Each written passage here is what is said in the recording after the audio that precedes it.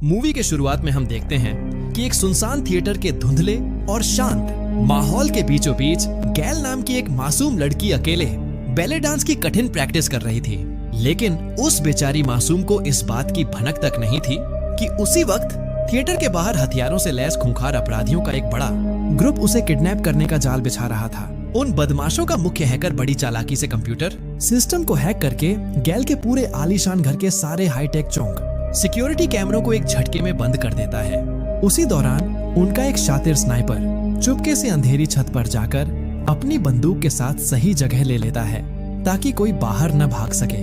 अपना डांस खत्म करने के बाद जब गैल थिएटर से बाहर निकलकर अपनी महंगी गाड़ी में बैठती है तो उसे जरा भी अंदाजा नहीं था कि अपराधियों ने उसकी गाड़ी के नीचे पहले ही एक छोटा जीपीएस ट्रैकर लगा दिया था। जैसे ही उसकी गाड़ी आगे बढ़ती है, वैन में बैठे ये सभी किडनैपर्स बड़ी खामोशी से काली सड़कों पर उसके पीछे अपनी गाड़ी लगा देते हैं। उधर उनका हैकर दोबारा सिस्टम हैक करके उसके घर के सारे मुख्य दरवाजे खोल देता है और 3 हिंसक अपराधी गैल के बेडरूम में घुसकर बड़े बड़े फर्नीचर्स के पीछे छिप जाते हैं। उन निर्दोष बच्चों के दुश्मनों के बीच जॉय नाम की एक रहस्यमय औरत भी शामिल थी जो इस खतरनाक गैंग का एक अहम हिस्सा थी। लेकिन जब उसे अचानक यह एहसास होता है कि वे एक छोटी बच्ची को बंधक बनाने वाले हैं तो वह इस घिनौने काम का खुलकर विरोध करने लगती है। उसका पुराना वसूल था कि वह मासूम बच्चों के मामलों में कभी नहीं पड़ती थी, लेकिन बाकी के लालची साथी उसे डराकर और बंदूक दिखाकर चुप रहने को कहते हैं। कुछ ही देर में गैल अपने बड़े घर पहुंचती है और जैसे ही वह थककर अपने आरामदायक बिस्तर पर लेटती है, अंधेरे में छिपे हुए अपराधी मौका देखकर अचानक उस पर जानलेवा हमला कर देते हैं। एक आदमी उसे दबोचने की कोशिश करता है, लेकिन गैल एक तेज नुकीली पेंसिल सीधा उसके हाथ में घोंप देती है जिससे वह दर्द से कराह उठता है। तभी दूसरा बलवान आदमी तेजी से आगे बढ़कर उस छोटी बच्ची का मुंह अपने भारी हाथों से कसकर दबा देता है और उसे हवा में उठा लेता है। पहला घायल गुंडा गुस्से से पागल होकर गैल को एक जोरदार थप्पड़ मारने ही वाला होता है कि तभी जॉय उसे बीच में ही रोक देती है और बच्ची पर दोबारा हाथ उठाने से साफ मना करती है। फिर जॉय खुद आगे आती है और गैल के रोते हुए चेहरे को देखकर उसे बड़ी सिरिंज से बेहोशी का एक तेज इंजेक्शन दे देती है। दवा का असर होते ही वह मासूम बच्ची पल भर में अपनी आंखें बंद कर लेती है और एक गहरी और अनजान नींद में सो जाती है। इसी बीच टीम के बाकी साथी जो बाहर बड़ी वैन में बैठकर पुलिस पर नजर रख रहे थे, वे अंदर वालों को वाकी टाकी पर तुरंत अलर्ट करते हैं कि एक अनजान कार उनकी तरफ तेजी से आ रही है। तीनों अपराधी बिना कोई देरी किए गैल को एक बड़े काले बैग में डालते हैं और बेडरूम की खिड़की के रास्ते खामोशी से वहां से बाहर की तरफ कूद जाते हैं। जैसे ही वे लोग उस अचेत बच्ची को लेकर बढ़ा गार्डन पार करते हैं और छत से उतरे स्नाइपर से मिलते हैं, तभी अचानक पूरे घर का लाउड सिक्योरिटी अलार्म जोर जोर से बजने लगता है। बड़े खतरे को भांपकर उन्हें वहां से तुरंत भागना पड़ता है और तभी टीम के बाकी 2 साथी अपनी वैन लेकर ठीक उसी वक्त वहां पहुंच जाते हैं। वे सब किसी तरह उस बच्ची को गाड़ी के अंदर खींचते हैं और पेरिस की तंग गलियों से होते हुए वहां से सुरक्षित बच निकलते हैं। रास्ते में वे बड़ी सावधानी से गैल की नब्ज चेक करते हैं ताकि यकीन हो सके कि वह जिंदा है और फिर उसकी दोनों आंखों पर एक मोटी काली पट्टी बांध देते हैं। कुछ दूर आगे जाने पर जब वे पुलिस के एक बड़े ट्रैफिक चेक पोस्ट के पास पहुंचने ही वाले होते हैं तो उनका हैकर घबराकर ड्राइवर को दूसरा रास्ता लेने की सलाह देता है, लेकिन उनका शातिर ड्राइवर अचानक वैन को मोड़कर एक बड़े ट्रक के पीछे छुपा लेता है और पुलिस की नजरों से बचकर सीधे हाईवे पर निकल जाता है। आखिरकार वे अपनी आखिरी मंजिल पर पहुंच जाते हैं जो शहर की आबादी से बहुत दूर एक वीरान, डरावनी और सदियों पुरानी खौफनाक सी दिखने वाली हवेली थी। वहां उनकी मुलाकात लैम्बर्ट से होती है जो असल में वो मुख्य मास्टरमाइंड था जिसने इन सभी अपराधियों को इस बड़ी किडनैपिंग के मिशन के लिए मोटी रकम पर काम पर रखा था। हवेली के अंदर गैल को एक अंधेरे कमरे में भारी लोहे के बिस्तर से बांधने के बाद लैम्बर्ट उन सबको इस खेल के कुछ कड़े और जरूरी नियम समझाना शुरू करता है। वह साफ कहता है कि कोई भी एक दूसरे को अपना असली नाम नहीं बताएगा और न ही अपनी पुरानी जिंदगी के बारे में कोई फालतू बात करेगा। यह सिर्फ 24 घंटे का एक छोटा सा मिशन है, इसलिए उन्हें बस तब तक उस बच्ची को संभालना है जब तक उसका अमीर बाप $50 मिलियन की भारी फिरौती की रकम नहीं भेज देता। लैम्बर्ट बड़ी चालाकी से उन्हें यह बिल्कुल नहीं बताता कि आखिर उस लड़की का रहस्यमय बाप अंडरवर्ल्ड का कितना बड़ा डॉन है। सुरक्षा के लिहाज से वह उन सबके फोन अपने पास एक बक्से में जमा कर लेता है ताकि पुलिस या कोई एजेंसी उन्हें डिजिटल तरीके से ट्रैक न कर सके। वहां से जाने से पहले वह सबको उनकी पहचान छिपाने के लिए नए और अजीब कोड नेम दे देता है, जिन्हें सुनकर वे सब हंसने लगते हैं। लैम्बर्ट के जाते ही पूरी टीम उस पुरानी हवेली के तहखाने में रखी महंगी शराब की बोतलें खोलकर जश्न का मजा लेने लगती है। वे इस भयानक बात से पूरी तरह बेखबर थे कि उनकी यह नकली खुशी बस कुछ ही घंटों की मेहमान है और मौत उनके सिर पर खड़ी है। शराब के नशे में चूर होकर डीन नाम का अपराधी ज्यादा होशियार बनकर सबकी पुरानी जिंदगी का अंदाजा लगाने की नाकाम कोशिश करता है, लेकिन वह बुरी तरह फेल हो जाता है। जिसके बाद जॉय शर्त लगाकर सबकी हाव भाव और महंगे कपड़ों से एक झटके में सबका एकदम सही और काला सच बता देती है। वह बताती है कि फ्रैंक एक पूर्व भ्रष्ट पुलिस डिटेक्टिव था, पीटर माफिया का गुंडा, सैमी अमीर घर की बिगड़ी लड़की, रिकल्स स्नाइपर और डीन एक सनकी साइको ड्राइवर है। बदले में फ्रैंक भी जॉय की आंखों में देखकर सही तीर मारता है कि वह पक्का एक मिलिट्री डॉक्टर रह चुकी है, जो ड्रग्स की लत की वजह से निकाली गई थी। उन शातिर अपराधियों ने एक दूसरे के गहरे राज्य तो खोल दिए थे, लेकिन सबसे भयानक और खूनी सच अभी भी उस बंद कमरे में उनका बेसब्री से इंतजार कर रहा था। फिर जॉय गैल को देखने उसके कमरे में जाती है, जहां वह देखती है कि बच्ची की आंखों की पट्टी और लोहे की हथकड़ी बहुत ज्यादा टाइट चुभ रही थी। इसलिए जॉय दया खाकर उसे खोल देती है और उसके दोनों हाथ आगे की तरफ बड़े आराम से बांध देती है ताकि उसे दर्द न हो। जॉय उसे प्यार से समझाती है कि वे उसे कोई नुकसान नहीं पहुंचाएंगे और यह बात वह उससे अपनी छोटी उंगली से पिंकी प्रॉमिस करके हमेशा के लिए पक्की करती है। जॉय बताती है कि उसका भी बाहर एक छोटा बेटा है, लेकिन बदले में गैल बड़ी अजीब आवाज में कहती है कि उन लोगों ने इस बार बहुत बड़ी गलती कर दी है।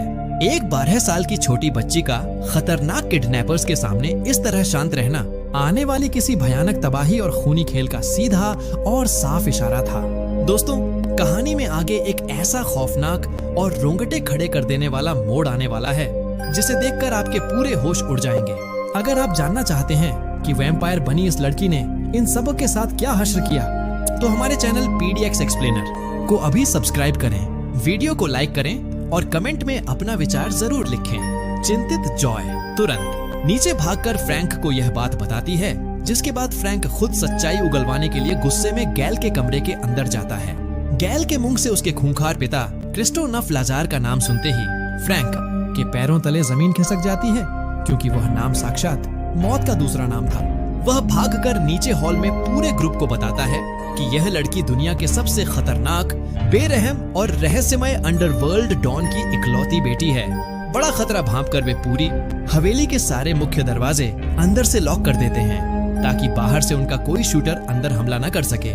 इसके बाद उस पुरानी हवेली में अजीब, डरावनी और अलौकिक चीजें होने लगती हैं, जिन्हें देखकर उन अपराधियों के पसीने छूट जाते हैं। डीन मजे लेते हुए सोए हुए पीटर के चेहरे पर पेन से ड्राइंग बनाता है और फिर भूख लगने पर बेसमेंट की अंधेरी रसोई की तरफ अकेला चला जाता है। वहां अचानक एक अदृश्य और बेहद शक्तिशाली ताकत उसका पैर पकड़कर उसे घसीटते हुए काले अंधेरे कमरे में पीछे की तरफ खींच लेती है। उसकी चीखने की आवाज सुनकर सैमी तुरंत बेसमेंट में पहुंचती है, जहां वह देखती है कि डीन चुपचाप एक लकड़ी की टेबल पर बैठा हुआ था। लेकिन जैसे ही वह डरते हुए उसके पास जाती है, डीन का पूरा सिर झटके से कटकर धड़ से अलग हो जाता है और खून का फव्वारा छूट पड़ता है। यह भयानक और रोंगटे खड़ा करने वाला नजारा देखकर सैमी डर के मारे उल्टी कर देती है और जोर से चिल्लाते हुए ऊपर की तरफ भागती है। बाकी लोग भी वहां बंदूक लेकर पहुंचते हैं और उन्हें तुरंत लाजार के सबसे खतरनाक और बेरहम शूटर वोल्टेज की याद आ जाती है, जो ऐसे ही कत्ल करता था। घबराकर वे सब तुरंत ऊपर गैल को चेक करने जाते हैं, जो अपने कमरे में पूरी तरह सुरक्षित थी और मासूमों की तरह रोने का नाटक कर रही थी। रिकल्स डर के मारे वहां से भागने के लिए जैसे ही हवेली का भारी मुख्य दरवाजा खोलता है, तो सामने लोहे का एक और मजबूत गेट लॉक मिलता है। पीटर उसे अपनी पूरी ताकत से तोड़ने की कोशिश करता है, लेकिन उसकी इस हरकत से हवेली का एक ऑटोमेटिक सिक्योरिटी सिस्टम एक्टिवेट हो जाता है। वह सिस्टम पलक झपकते ही पूरी हवेली की बड़ी बड़ी खिड़कियों को 2 इंच मोटी लोहे की मजबूत चादर से पूरी तरह से पैक कर देता है। वे सब अब उस अभेद्य हवेली के अंदर पूरी तरह फंस चुके थे और जॉय तुरंत समझ जाती है कि यह कोई इत्तेफाक नहीं बल्कि एक सोचा समझा खूनी जाल है। उधर रिकल्स अपनी स्नाइपर बंदूक देखने जाता है, लेकिन वह वहां से गायब थी और तभी जॉय को कमरे के बाहर एक अजीब सी सरसराहट की आवाज सुनाई देती है। वह मुड़कर देखती है तो रिकल्स दीवार के पास बहुत अजीब और बेजान तरीके से खड़ा था, मानो उसके शरीर में कोई जान ही न बची हो। जैसे ही जॉय उसके पास जाती है तो उसे पता चलता है कि रिकल्स को बहुत ही बेरहम तरीके से मारकर उसका सारा खून चूस लिया गया है।